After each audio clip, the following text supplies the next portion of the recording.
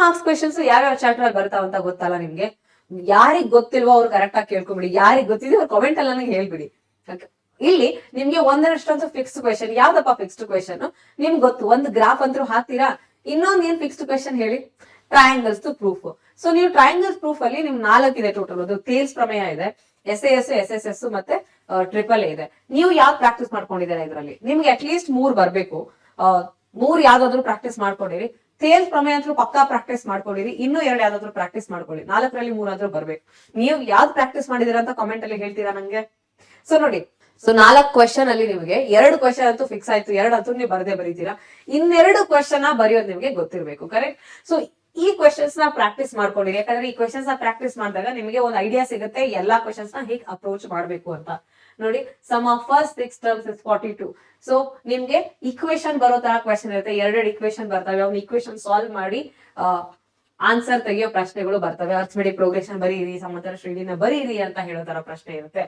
So equation ಬರ್ದ್ಬಿಟ್ಟೆ solve ಮಾಡ್ಬೇಕು. Equation ಬರೆಯೋಕ್ಕೂ marks ಇರುತ್ತೆ, formula ಬರೆಯೋಕ್ಕೂ marks ಇರುತ್ತೆ. ಫಾರ್ಮುಲಾ ಬರೀರಿ, ಈಕ್ವೇಶನ್ ಬರೀರಿ, ಈಕ್ವೇಶನ್ ಬರೆದು ಎಲಿಮಿನೇಷನ್ ವರ್ಜಿಸೋ ವಿಧಾನದಿಂದ ಸಾಲ್ವ್ ಮಾಡಿ ಎ ಕಂಡಿಡಿರಿ, ಡಿ ಕಂಡಿಡಿರಿ ಅಂಡ್ ಸಮಾಂತರ ಶ್ರೇಣಿ ಅರ್ಥಮೆಟಿಕ್ ಪ್ರೋಗ್ರೆಷನ್ ನ ಕಂಡಿಡ್ಬಿಟ್ಟು ಆನ್ಸರ್ಸ್ ಅವ್ರು ಏನ್ ಕ್ವೆಶನ್ ಕೇಳಿದಾರಲ್ಲ, ಮುಂದೆ ಏನ್ ಕೇಳಿದಾರೆ ಅದನ್ನು ನೀವು ಕಂಡುಹಿಡಿಬೇಕು. ಫಾರ್ ಎಕ್ಸಾಂಪಲ್ ಇಲ್ಲಿ ನೋಡಿ, ಅವ್ರು ಹೇಳಿದಾರೆ 25ನೇ ಪದನ ಕಂಡುಹಿಡಿರಿ, 25th ಟರ್ಮ್ ನ ಕಂಡುಹಿಡಿರಿ ಅಂತ ಹೇಳಿದ್ದಾರೆ. ಸೊ ಹೇಳಿದಲ್ಲ.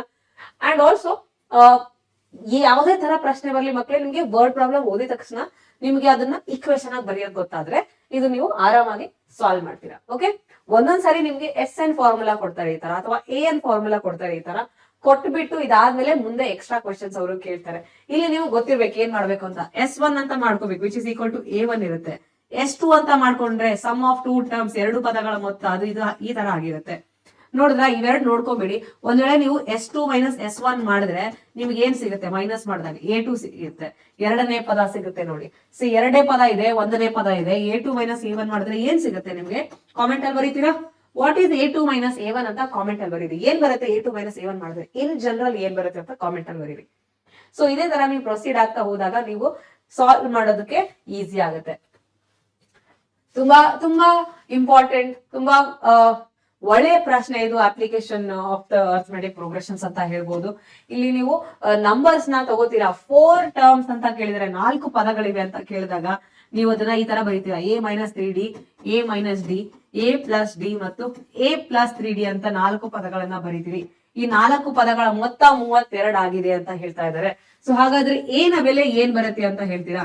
ಈ 4 ಪದಗಳ ಮೊತ್ತ 32 ಆದ್ರೆ A ನ ಬೆಲೆ ಏನ್ ಬರುತ್ತೆ ಅಂತ ಕಾಮೆಂಟ್ ಅಲ್ಲಿ ಬರೀರಿ. ನೋಡಿ, ಮುಂದೆ ಇವೆರಡು ಪದಗಳನ್ನ ಗುಣಿಸಿದ್ರೆ ಹೇಳ್ತಾ ಇದಾರೆ. ಅವ್ರು ಏನ್ ಹೇಳ್ತಾ ಇದಾರೆ? ಇವೆರಡು ಪದಗಳನ್ನ ಗುಣಿಸಿ, ಇವೆರಡು ಪದಗಳನ್ನ ಗುಣಿಸ್ತಾ ಇದ್ದಾರೆ. Product of those two, product of these two, ಎರಡನ್ನು ಗುಣಿಸಿ ಅದ್ರ ರೇಷಿಯೋ ತಗೋತಾರೆ. They are taking ratio of both of them. ಅನುಪಾತ ತಗೊಂಡಾಗ 7:15 ಬರ್ತಾ ಇದೆ ಅಂತ ಇಲ್ಲಿ A ಬರುತ್ತೆ, ವ್ಯಾಲ್ಯೂ ಹಾಕೊಂಡು ಸಾಲ್ವ್ ಮಾಡೋದು. ಈ ತರ ಪ್ರಶ್ನೆಗಳು ತುಂಬಾ ಇಂಪಾರ್ಟೆಂಟ್ ಆಗಿರುತ್ತೆ. ಇಲ್ಲಿ ನಿಮ್ಗೆ ಸ್ವಲ್ಪ ಕನ್ಫ್ಯೂಷನ್ ಆಗೋ ಚಾನ್ಸಸ್. ನೋಡಿ, ಪ್ಯೂರ್ಲಿ ಅಪ್ಲಿಕೇಶನ್ ಕ್ವೆಶನ್ ಇದು ಫಾರ್ ದ ಅರ್ಥಮೆಟಿಕ್ ಪ್ರೋಗ್ರೆಷನ್. ಯಾವ ತರ ಕೊಟ್ಟಿದ್ದಾರೆ? ಡೈರೆಕ್ಟ್ ಆಗಿ ಕೊಟ್ಟಿಲ್ಲ, ಬಟ್ ಇದು ಟೋಟಲ್ ಇಷ್ಟಿದೆ ಅಂತ ಕೊಟ್ಟಿದ್ದಾರೆ. ಟೋಟಲ್ ಅಂತ ಅಂದಾಗ ಇದು ಯಾವಾಗ್ಲೂ SN ಆಗಿರುತ್ತೆ, N ಪದಗಳ ಮೊತ್ತ ಆಗಿರುತ್ತೆ. ಸೊ ಇದನ್ನ ಕ್ವೆಶನ್ ಅನಲೈಸ್ ಮಾಡ್ಬೇಕು. ಇವ್ರು ಹೇಳಿದ ವರ್ಡ್ಸ್ ಮೇಲೆ ನೋಡ್ತಾ ಹೋಗ್ಬೇಕು, ಯಾವ ತರ ಕೊಡ್ತಾ ಇದಾರೆ, ಹೆಂಗ್ ಬರೀಬೇಕು ಇಕ್ವೇಶನ್ ಅಂತ. ಓಕೆ, ಅಂಡ್ ಈ ತರ ಪ್ರಶ್ನೆಗಳನ್ನ ಪ್ರಾಕ್ಟೀಸ್ ಮಾಡ್ಕೊಳ್ಳಿ. ಆಬ್ವಿಯಸ್ಲಿ ನೀವು ಗ್ರಾಫ್ ಅಲ್ಲಂತೂ ಯಾರು ಮಾರ್ಕ್ಸ್ ಕಳ್ಕೊಬೇಡಿ. ಗ್ರಾಫ್ ಹೇಗೆ ಹಾಕ್ಬೇಕು, ಗ್ರಾಫ್ಗೆ ಏನ್ ಟಿಪ್ಸ್ ಎಲ್ಲ ನಾನು ನಿಮ್ಗೆ ಎಕ್ಸ್ಪ್ಲೇನ್ ಮಾಡಿದೀನಿ. ನಾನು ನಿಮ್ಗೆ ಶಾರ್ಟ್ಸ್ ಆಗಿ ಕೊಡ್ತಾ ಇದ್ದೀನಿ, ಅವನ್ನ ನೋಡ್ತಾ ಇರಿ, ಕಲೀರಿ ನೀವು ಟೈಮ್ ಸಿಕ್ಕಾಗ. ಅದಲ್ದೇನು ಕ್ಲಾಸ್ ಅಲ್ಲೂ ನಾನು ನಿಮ್ಗೆ ಹೇಳ್ಕೊಡ್ತೀನಿ. ಯಾವ ಕ್ಲಾಸ್ ಅನ್ನು ಮಿಸ್ ಮಾಡಬೇಡಿ, ಯಾವ ಕ್ಲಾಸ್ ಅನ್ನು ಮಿಸ್ ಮಾಡಬೇಡಿ. ಗ್ರಾಫ್ ಹಾಕಿದ್ಮೇಲೆ ನೀವು ಆನ್ಸರ್ ಕೂಡ ವೆರಿಫೈ ಮಾಡ್ಬೇಕಲ್ವಾ? ಸೊ ಎಲಿಮಿನೇಟ್ ಮಾಡ್ಬಿಟ್ಟು ಸಾಲ್ವ್ ಮಾಡ್ಬಿಟ್ಟು ವೆರಿಫೈ ಕೂಡ ಮಾಡಿ. ಹೇಳ್ತೇನೆ ನಾನು ನಿಮ್ಗೆ, ಟ್ರಯಾಂಗಲ್ಸ್ ಇಂದ 4ರಲ್ಲಿ ನಿಮಗೆ 3 ಆದ್ರೂ ಪ್ರೂಫ್ ಬರ್ಲೇಬೇಕು. 4ರಲ್ಲಿ 3 ಪ್ರೂಫ್ ನಿಮ್ಗೆ ಬರ್ಲೇಬೇಕು, ಕಂಪಲ್ಸರಿ, ನೋ ಎಕ್ಸ್ಕ್ಯೂಸ್.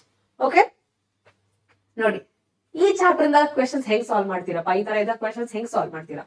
ಕ್ವೆಶನ್ ನೋಡ್ತೀರಿ, ಡಯಾಗ್ರಾಮ್ ನೋಡ್ತೀರಿ, ಡಯಾಗ್ರಾಮ್ ನ ಕಾಪಿ ಮಾಡ್ಕೊಳ್ಳಿ ಮತ್ತೆ ವಾಪಸ್ ನೀವು ಆನ್ಸರ್ ಶೀಟ್ ಅಲ್ಲಿ. ಆಮೇಲೆ ಏನ್ ಮಾಡ್ತೀರಾ? ಆಂಗಲ್ ಎಲ್ಲಿದೆ ನೋಡಿ, ಇಲ್ಲಿ ಒಂದು ಆಂಗಲ್ ಇದೆ, ಕರೆಕ್ಟಾ? ಆಂಗಲ್ ಇದೆಯಾ? ಸೊ ಹಾಗಾಗಿ ನಿಮ್ಗೆ ಇಲ್ಲೊಂದು ಟ್ರಯಾಂಗಲ್ ಸಿಗುತ್ತೆ. ಎಲ್ಲೆಲ್ಲಿ ಯಾವ್ದಾವ್ದು ವ್ಯಾಲ್ಯೂ ಸರಿ ಹೋಗುತ್ತೆ ಅಂತ ನೋಡ್ಕೊಳ್ಳಿ. ಇದು ಈಕ್ವಲ್ ಆಗುತ್ತೆ ಅಂತ ಗೊತ್ತಾಗುತ್ತೆ.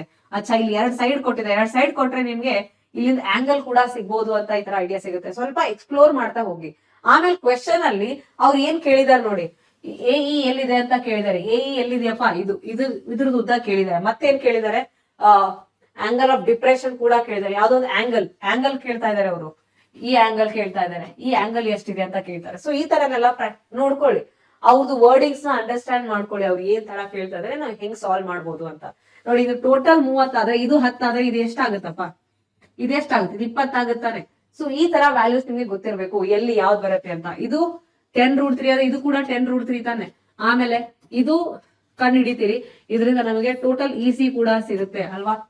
ಸೊ ಈ ತರ ನೀವು ಅನಲೈಸ್ ಮಾಡ್ಬೇಕು ಡಯಾಗ್ರಾಮ್ ನೋಡಿದಾಗ, ಫಿಗರ್ ಹೆಂಗಿದೆ ಅಂಡ್ ಫಿಗರ್ ಇಂದ ಏನ್ ಸಿಗುತ್ತೆ, ಟ್ರಯಾಂಗಲ್ ಇಂದ ಏನ್ ಸಿಗುತ್ತೆ, ನಾವು ಏನ್ ಆಡ್ ಮಾಡ್ಬೇಕು, ಏನ್ ಸಬ್ಟ್ರಾಕ್ಟ್ ಮಾಡ್ಬೇಕು ಅದನ್ನ ನೋಡ್ಕೋಬೇಕು. ಒಂದೊಂದ್ಸರಿ ನೋಡಿ ಇದನ್ನ ಕಂಡಿಬೇಕಂದ್ರೆ ಟ್ಯಾನ್ ಕಾಟ್ ಯೂಸ್ ಮಾಡ್ಬೋದು ನೀವು, ಹೈಪೋಟೆನಸ್ ಬೇಕು ಅಂದ್ರೆ ಸೈನ್ ಕಾಸ್ ಯೂಸ್ ಮಾಡ್ತೀರಾ ಅಲ್ವಾ. ಸೊ ಅಪ್ರೋಪ್ರಿಯೇಟ್ ರೇಷಿಯೋ ಯೂಸ್ ಮಾಡ್ಬಿಟ್ಟು ಸಾಲ್ವ್ ಮಾಡ್ಬೇಕು. ಎಷ್ಟೊಂದು ಪ್ರಶ್ನೆಗಳು ನಾನು ನಿಮ್ಗೆ ಕೊಟ್ಟಿದ್ದೀನಿ ಪ್ರಾಕ್ಟೀಸ್ಗೆ ಅಂತ, ವೆರೈಟಿ ಪ್ರಶ್ನೆಗಳಿವೆ.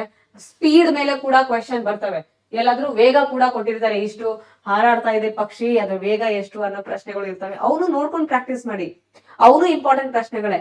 ಸೊ ನಿಮ್ಗೆ ಮೇನ್ಲಿ ಏನ್ ಬರಬೇಕು, ಈ ಕ್ವೆಶನ್ಸ್ ನ ಹೆಂಗ್ ಪ್ರಾಕ್ಟೀಸ್ ಮಾಡ್ಬೇಕು, ಹೆಂಗ್ ಅಪ್ರೋಚ್ ಮಾಡ್ಬೇಕು ಅನ್ನೋದು ಗೊತ್ತಿರ್ಬೇಕು. ಈ ಪ್ರಶ್ನೆ ಕೂಡ ನೋಡಿ ಇಲ್ಲಿದೆ ಅಲ್ವಾ, ಈ ಪ್ರಶ್ನೆಗಳನ್ನ ನೋಡ್ಕೊಂಡು ಇದೇ ತರ ಪ್ರಶ್ನೆಗಳನ್ನ, ಹಲವಾರು ಪ್ರಶ್ನೆಗಳನ್ನ ಪ್ರಾಕ್ಟೀಸ್ ಮಾಡಿ, ಪ್ರಾಕ್ಟೀಸ್ ಆದ್ರೆ ಆಬ್ವಿಯಸ್ಲಿ ನಿಮ್ಗೆ ಒಳ್ಳೆ ಸ್ಕೋರ್ ಬಂದೇ ಬರುತ್ತೆ.